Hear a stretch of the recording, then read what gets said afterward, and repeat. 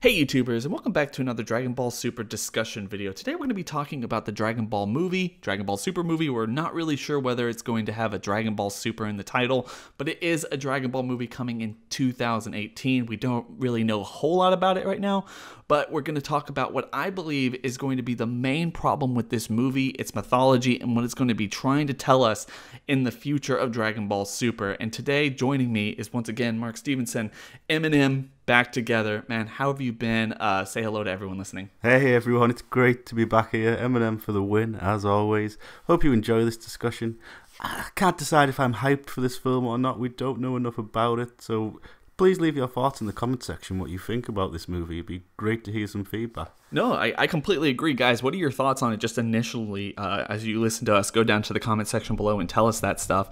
Also tell us that you're sharing this before you actually get to the end of the video or you hear all of our thoughts. But look, man, I have to say, I'm excited about the movie just in general because for the most part, for the longest time, we've been wanting to see the future, or at least the past of the Saiyan race. You know, we want to see how it all works, how they were civilized, what they were doing, and we've only gotten glimpses of it. We got the whole Bardock special, the Bardock episode with the original Super Saiyan taking out Frieza's ancestor, which isn't really canon, I guess. And then we also got Dragon Ball Minus, which was a completely different interpretation of Bardock and Gine than we had seen in the past. Of course, Gine was introduced in Dragon Ball Minus, but look, my biggest problem with this, as cool as it would probably be to see all the Saiyans and see how they were interacting with each other and maybe even get a glimpse at the original Super Saiyan God or something like that, Dragon Ball Super at this point, I believe, is kind of moving past Super Saiyan God. In the Tournament of Power, they've kind of established that UI, or Ultra Instinct, is probably the next level of power for Goku and Vegeta. Vegeta has said that he's going to try to master it as well. Goku's definitely trying to bring it out as much as possible. It's possible that Gohan gets some kind of transformation that isn't Super Saiyan God, because he's even stated that he's going to try to get a transformation that no one's ever seen before. And then, this isn't just solely, at least in my opinion, and what they've told us, this isn't really akin to just Saiyans. Anyone can get this. It's like the humans can get it, the gods of destruction can get it, and all this other stuff. So by the time we get to this movie, if it's coming out in December of next year, we have an entire year to wait there. At that point in the anime, they're probably going to have figured out how to master this or something. And if they put Super Saiyan or Super Saiyan God on top of it, that's one thing. But aren't we getting away from the specialty of Super Saiyan God that started off this entire series back in the Battle of Gods movie? Are we getting away from this being a really important story to be told because Goku and Vegeta are no longer using it in any real way? Yeah, well, when I look at it, I believe so. I mean, Super Saiyan Blue or Super Saiyan God, Super Saiyan, whatever you want to call it, hasn't really hit the great heights for me. We haven't seen it have the great victories. The whole Frieza thing was close run. Frieza destroyed the Earth. It was only because of Whis that they got the victory. Goku Black, again, they didn't get the victory with Super Saiyan Blue. It was thanks to Trunks in the end and then Xeno. So this blue form hasn't really been used to any great effect. It hasn't had any great victories, and it was achieved off screen. I don't really like that. And now they are moving up to the next level, to the Ultra Instinct level, which I think's had a greater impact for me than Super Saiyan Blue ever did. I don't know if you thought it's more impactful how it's been introduced. And this form seems to be moving away from draining transformations and going back to the basic martial arts. And I really love the Ultra Instinct form and the idea behind it, movement without thought.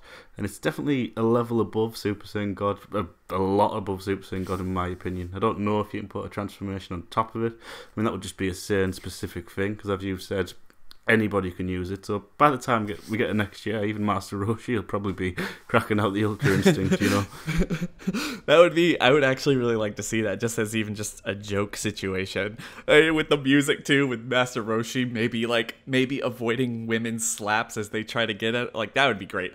John, that would be great. But no, I agree with you, man. And I think, look, we got a year to wait for this. And like you said, Blue was achieved off screen, both in the movie and the show, which I thought was a huge mistake on their part.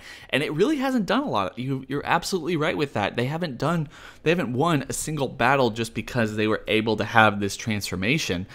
Maybe you can say that Goku and Vegeta both lost a hit in the tournament, so yeah, like they haven't really been able to do anything, and it was also Goku utilizing Blue with Kaioken he was able to keep up with hits, Tokotobashi and stuff like that. We've seen him try to use it again and again, and then the only way he can really fight Jiren, and we're all expecting him to fight Jiren, is with the Ultra Instinct form again, the third time he's gonna kind of bring it out in this tournament. Maybe even Vegeta gets it. So at this point or time next year, we're not looking at, unless they introduce something, it's completely possible, where they're stacking on stacking on stacking, but we're not looking at Goku and Vegeta using any real solid transformations. And then they're going to give us this movie that's trying to explain the history of this form that we're probably not going to be seeing anytime in the immediate future of Dragon Ball, or isn't going to be important unless they figure out a story reason to bring it back. And like I said,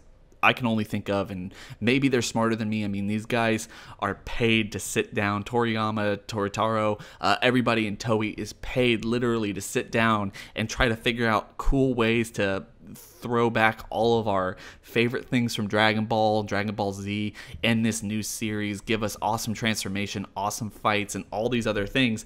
It would be interesting if they figured out a better way to implement Super Saiyan God or Super Saiyan Blue or Super Saiyan in general back into the Ultra Instinct form, which isn't just them stacking on stacking on stacking and just making them more and more powerful. Like you said, that would be really Saiyan specific, where only Goku and Vegeta, even though anyone can get the Saiyan or the Ultra Instinct form, can stack on stack on stack. You know what would be cool though? This is just my general thought, and you can go back and talk about any of the other stuff I talked about, but I just want to ask you this question. What if the history is not necessarily about the Super Saiyan Blue transformation or the Super Saiyan Red?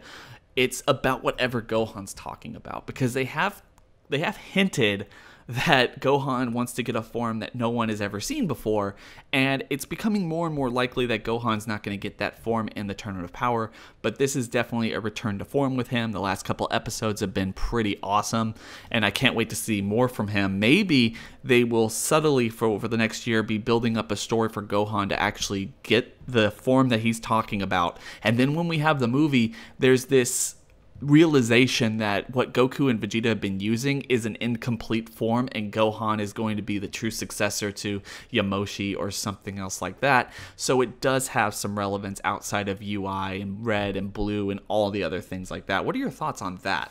That's an amazing idea, it really is. I've loved Gohan coming back into prominence, and that would maybe set up Gohan to be the main hero, which was kind of supposed to happen, kind of not back in the day after the Cell arc.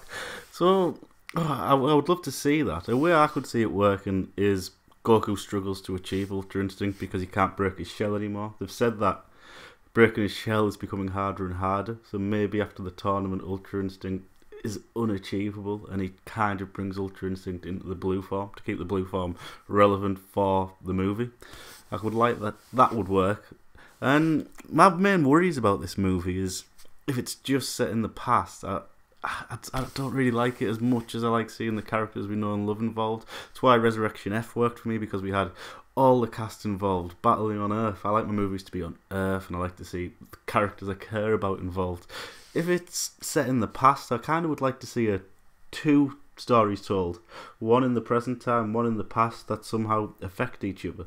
Maybe we see Super Saiyan God achieved in the past, and it's a different Super Saiyan God, and one that Gohan achieves at the same time as they're going through similar battles. I would like to see that. I like to see the cast now involved with the historic tale, or the other option is it's a Sedal movie, which is completely possible. I think that is actually really possible. I've talked about on my channel before that I would really like for them to do that as a movie instead of just a blatant arc, because it's going to be a mini arc. They would have to set up a whole lot that they could do pretty easily and almost forgivably in a movie to showcase a person with a whole lot of power that they have to take out, versus the TV show where we would expect, the same way we expected in the Fakatsu no F adaptation, to be more fleshed out and explain to us where all these people came from, where their power comes from. It would be easier to do it in a movie and make it completely canon to the story. That would be my biggest want with this film, is, like you said, don't go back into the past, have the main cast of characters. We haven't had, outside of specials, the History of Trunks or Bardock, the Father of Goku special, we haven't had a whole lot of movies or specials outside of the main characters that we know and love from Dragon Ball Z and now Super.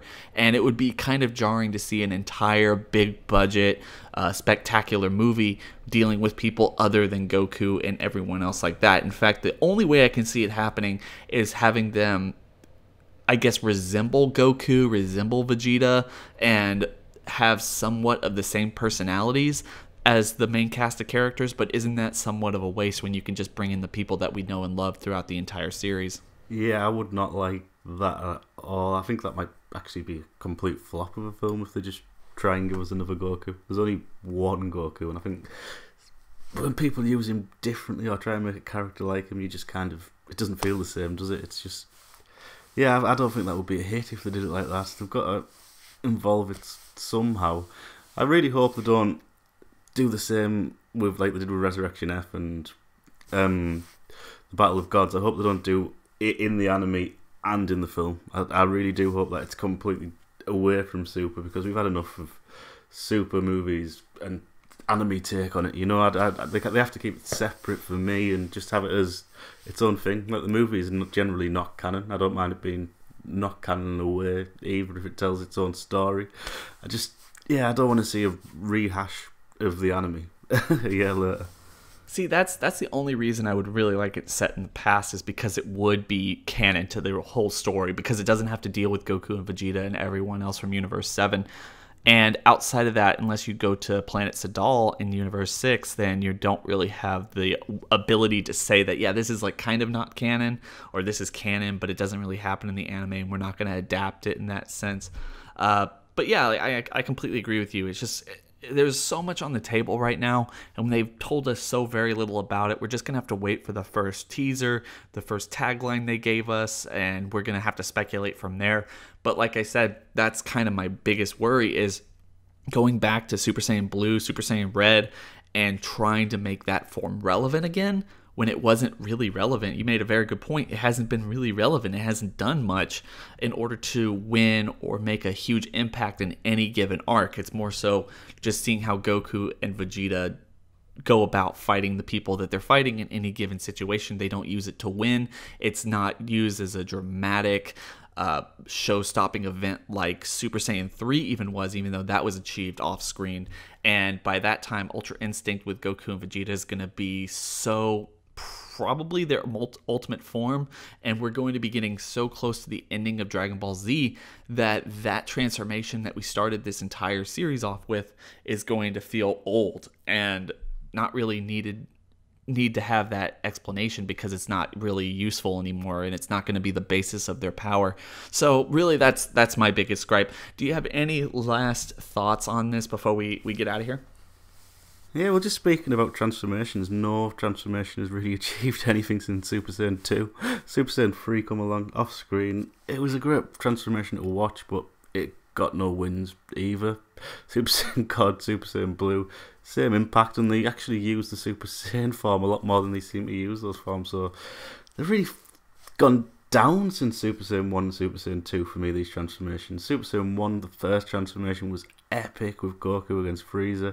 Something big happened for him to get it, and he got a major win. Same with Super Saiyan 2 for Gohan. Then after that, the forms kind of just became a bit more meaningless, if that's the right word for it. That's why I like Ultra Instinct, because it's meaning something. It's coming in when the tournament could be erased. It's gonna get a big win, which I think every transformation needs that big win. It needs to top the big villain. It needs to be achieved through hard work. I like to see the work coming into it. We're seeing Goku work for this. We saw Goku work for Super Saiyan 1 on the way to Namek. We saw Gohan work for Super Saiyan 2 in the Hyperbolic Time Chamber before the threat comes, and that's what I like about Ultra Instinct. It's what failed for me with the other transformations. They have to be on screen for me. I don't know why. It might just be my personal opinion. For me, a transformation needs hard work. It needs a threat, and it needs a victory for be important. I completely agree, man. I absolutely completely agree. But with that being said, guys, we're going to leave it at that. Please make sure to go down to the description section below and hit that link. Go subscribe to Mark. The guy makes some really awesome content. Go show him some love on his channel. At the same time, don't forget to like, comment, and subscribe. Hit that bell over by the subscriber button. That's going to notify you every single time I upload. Share this video out to all your friends because we want to hear all their thoughts and opinions on this as well. At the same time, guys, I hope everyone is having a fantastic holiday season. Even if you're just kind of off work or off school and you don't really celebrate, just be with your family, your friends. Come and listen to us every single day. We always have some awesome conversations for you guys and discussions if you guys want to join in. Guys, with that being said, I hope everyone has a fantastic day. It's been real.